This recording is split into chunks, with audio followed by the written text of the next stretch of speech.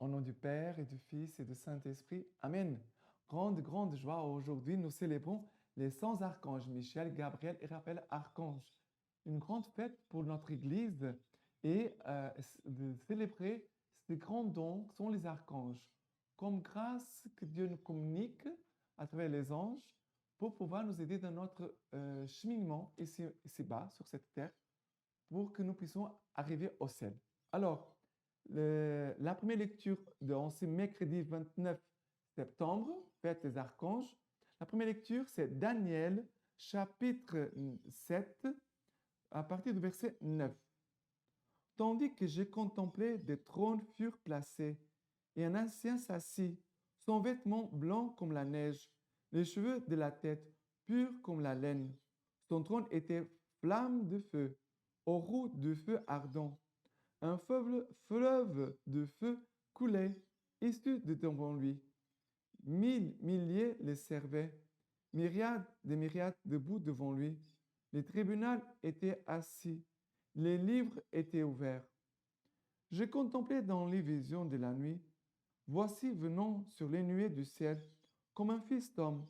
Il s'avança jusqu'à l'ancien et fut conduit en sa présence. À lui fut conféré empire, honneur et royaume, et tout peuple, nation et langue le servirent. Son empire est un empire éternel qui ne passera point, et son royaume ne sera point détruit. Alors, ici, Daniel, il dit que, tandis que j'ai contemplé, première chose, la première grâce que le Seigneur veut nous donner en cette fête des archanges, c'est la grâce de contempler Dieu. Nous lisons la parole de Dieu, mais nous devons aussi contempler la parole de Dieu, de lire comment je me vois dans cette parole, comment Dieu me voit à partir de cette parole. C'est toujours un exercice très important. Qui est Dieu pour moi et qui suis-je pour Dieu? Et à partir de cette lecture aussi, nous pouvons toujours répondre à cette question. Qui est Dieu pour moi et qui suis-je pour Dieu? Et ça, c'est un exercice de contemplation. Et ici, Daniel, il contemple Dieu. Il parle comme un ancien assis, son vêtement blanc comme la neige, les cheveux de sa tête pure comme la laine. Voilà. C'est une image de Dieu. Il voit comme Dieu. Il voit Dieu, en fait. Et d'un autre côté, il voit le trône comme des flammes de feu, les roues de feu, un fleuve de feu. Voilà. Trois choses ici. Il voit une image de Dieu, comme un vieillard, ancien, de blanc, les cheveux blancs. C'est une image de la sagesse, en fait. L'image de la sagesse. Après, le feu. Un trône de feu, des roues de feu, un fleuve de feu. Ça veut dire la sainteté de Dieu. Le feu manifeste aussi la sainteté. Parce que dans le feu, il n'y a rien d'impur qui peut être là, présent. Le feu brûle tout ce qui est impur. Lumière et feu. Sainteté. La sainteté de Dieu. Et après, il voit l'image des mille milliers, des myriades de bouts. Ça veut dire que ce sont les anges qui sont là, qui servaient le Seigneur. Les anges sont toujours au service de Dieu. Nos anges gardiens, ils sont là pour nous aider, mais ils sont au service du Seigneur. Les archanges sont là aussi au service du Seigneur pour nous aider à chacun de nous. Et la parole de Dieu dit encore que les livres étaient ouverts. C'est-à-dire la parole nous est ouverte, nous est communiquée, nous est donnée, nous avons accès à la parole de Dieu. Et Daniel continue de dire, j'ai contemplé dans les visions de la nuit, et voici comme un fils d'homme qui s'avance jusqu'à l'ancien et fut conduit en sa présence, et à lui fut conféré l'empire, l'honneur, le royaume. Tous les peuples et nations les servirent. Son empire, c'est un empire éternel. Ça veut dire, ici, on voit ces fils d'hommes comme un fils d'homme, c'est Jésus-Christ, c'est le Verbe incarné, Jésus-Christ, vrai Dieu, vrai homme, à qui a été confié l'empire. Et c'est beau parce que, comme l'ange Gabriel va dire à la Vierge Marie au moment de l'Annonciation, quand l'ange annonce qu'elle veut être la mère de Jésus, il dit, et il sera appelé fils du Très-Haut, et son royaume n'aura pas de fin. Voilà. Dieu qui confie tout dans les mains de son Fils Jésus-Christ. Et son royaume ne sera point détruit. Le royaume de Jésus-Christ ne sera point détruit. C'est très important. Le royaume de Dieu ne sera point détruit. Nous pouvons voir beaucoup de choses dans le monde, beaucoup de guerres, de destructions, malheureusement. Parfois, souvent, c'est des attaques aussi contre l'Église, mais le royaume de Dieu ne sera point détruit. Parce que l'Église, le royaume de Dieu, c'est Dieu lui-même. Et Dieu, on ne peut pas détruire. Quelqu'un peut me détruire à moi, peut me tuer. Mon corps, non pas mon âme, parce que mon âme, elle est pour Dieu pour l'éternité. Mais le royaume de Dieu, il est éternel, il est pour toujours. Et c'est dans ce royaume que les archanges veulent nous introduire, nous faire vivre. D'accord? Maintenant, le psaume d'aujourd'hui, c'est le psaume 138, versets 1 à, versets 1 à 5. Je rends grâce, Seigneur, de tout mon cœur. Tu as entendu les paroles de ma bouche. Je te chante en présence des anges. Je me prosterne devant ton temple sacré. Voilà, voilà les archanges. Première chose qu'ils veulent nous aider à louer, à prier. Première chose. Ça veut dire les archanges sont là pour nous tourner vers Dieu. Pour nous tourner vers Dieu. Pour louer Dieu, pour prier, pour nous rencontrer avec Dieu. Première mission des archanges. C'est pour notre rencontre avec Dieu. Je rends grâce de tout à ton nom pour ton amour et ta vérité. Ta promesse a même surpassé ton renom. Le jour où j'ai crié, tu m'exaucas. Tu as accru la force en mon âme. Tous les rois de la terre te rendent grâce, Seigneur, car ils entendent les promesses de ta bouche et célèbrent les voies du Seigneur. Grande est la gloire du Seigneur. Alors, les anges, ils veulent nous faire contempler comme elle est grande la gloire du Seigneur. Les archanges vont nous aider à vraiment entendre les promesses de la bouche du Seigneur. Les archanges, ils veulent nous aider à célébrer le Seigneur. Les archanges veulent vraiment nous aider à fortifier notre foi, de croire que le Seigneur est toujours là, que je peux vraiment faire confiance au Seigneur. Et aussi, les archanges veulent nous aider à nous fortifier, à grandir en nous la force dans notre âme pour pouvoir servir le Seigneur et rester fidèle à lui. Voilà les grâces aussi que les archanges veulent nous communiquer aujourd'hui. Mais je te chante en présence des anges. Je te chante en présence des anges. Voilà. On peut garder cette phrase pendant toute cette journée. Je te chante en présence des anges. Je te chante, je suis présent à Dieu. Je suis dans la présence de Dieu. Et avec les anges et les archanges, on chante, on loue le Seigneur, on bénit le Seigneur, on glorifie le Seigneur, on aime le Seigneur. On se met au service du Seigneur.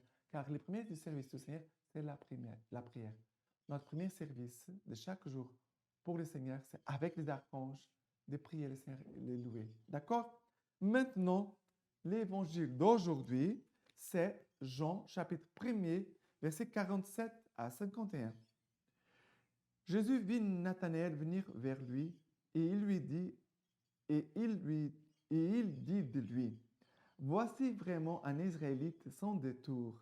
Nathanaël lui dit, d'où m'y connais-tu? Jésus lui répondit, avant que Philippe t'appelât, quand tu étais sous le figuier, je t'ai vu. Nathanaël reprit, Rabbi, tu es le Fils de Dieu, tu es le roi d'Israël. Jésus lui répondit, parce que je t'ai dit, je t'ai vu sous le figuier, tu crois? Tu verras mieux encore. Et lui dit, en vérité, je vous l'ai dit, vous verrez le ciel ouvert et les anges de Dieu monter et descendre au-dessus du Fils de l'homme.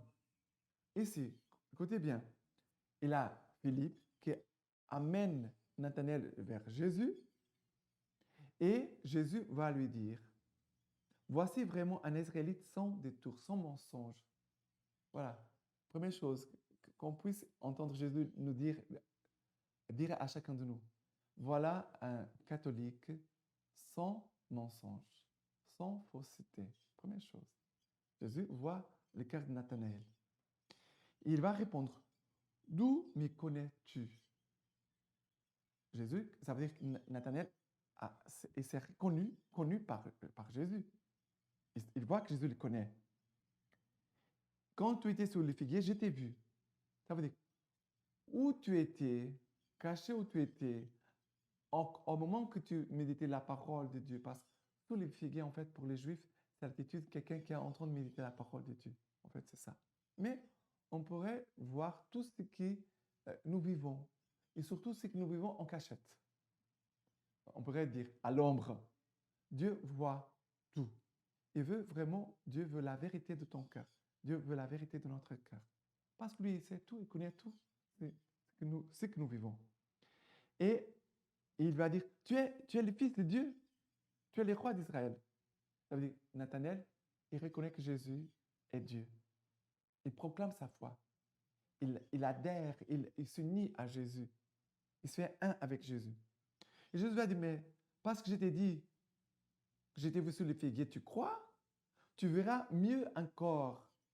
En vérité, je vous l'ai dit, vous verrez le ciel ouvert, les anges de Dieu monter et descendre au-dessus du Fils de l'homme. Ça veut dire, Jésus est en train de dire à Nathanaël, tu verras encore des choses plus grandes.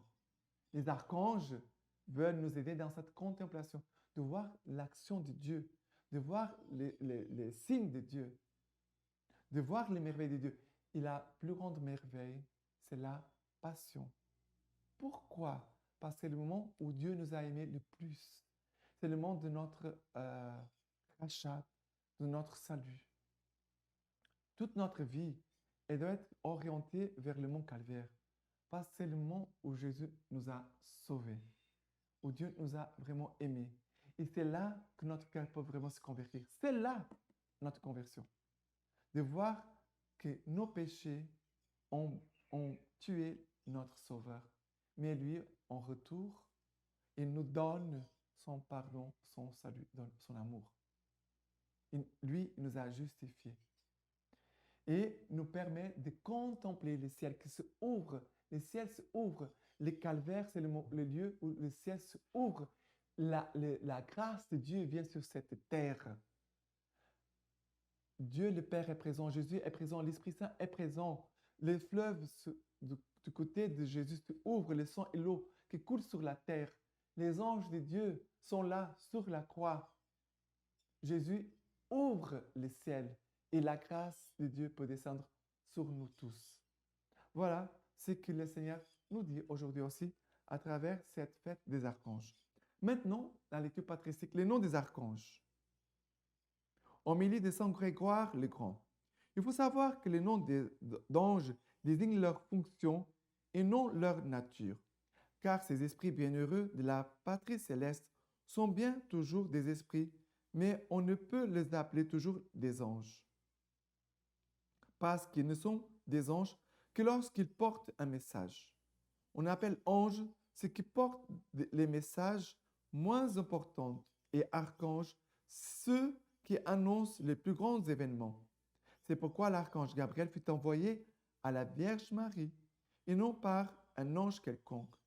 Par ses ministères, il s'imposait d'envoyer un ange du plus haut rang, annoncer le plus haut de tous les événements.